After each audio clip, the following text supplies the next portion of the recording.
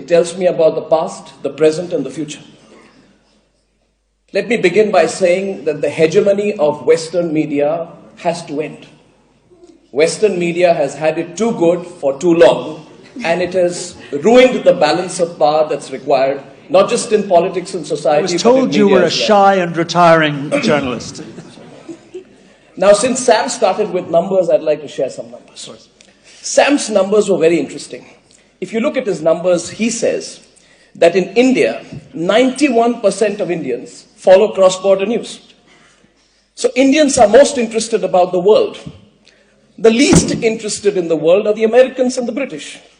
Only 44 to 46% of people follow cross-border news. But US and UK together contribute 74% of the source of global news, whereas all of Asia contributes 3%.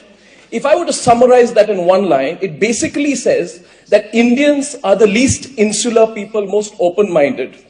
Americans are the most insular people, right? But they have complete dominance over the global narrative in terms of news. I'll share a couple of other numbers with that. I have said recently that India will be the next media capital of the world. And I want to share with this audience why I think so. We have 99,000 publications in India. We have 13,761 registered newspapers in India. We have 404 news channels in India which run 24/7, and we don't have one single global news network. Now, if I look at Sam's figures and the figures that I'm presenting to you, and begin with an assumption, and I'll wrap up, begin with an assumption that there is a problem in the world in terms of balance.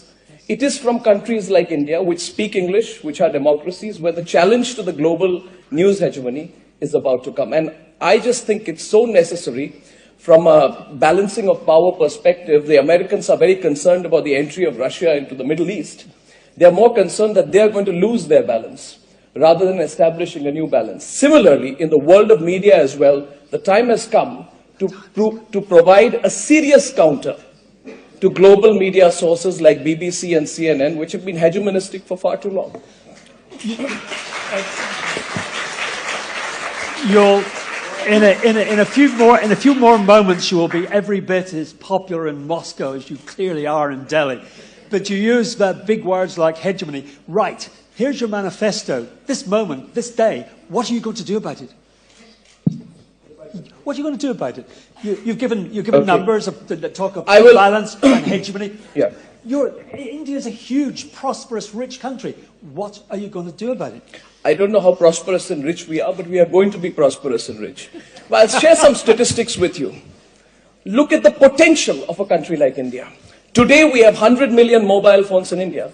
3 years from now, we'll have 500 million mobile phones in India. With respect, that was not my question. Okay. You say the gap is in India's international reach, yes, and the insularity of the UK and the US. What are you, as an Indian media executive, going to do to redress the international balance, if at all? The first thing that I would do would be to remind the Americans of what they have done in the last 20 years in the world. As the Chinese Premier Zhou Enlai said about the Americans, one of the delightful things about Americans is they have absolutely no historical memory. They don't remember. Or Gore Vidal said that the USA is the United States of amnesia. The fact of the matter is that you must remember today, and I'll only ask one question to this audience. It is 12 years to the day that a theory of the weapons of mass destruction was fed. And, if I may say so, amplified by the Western media.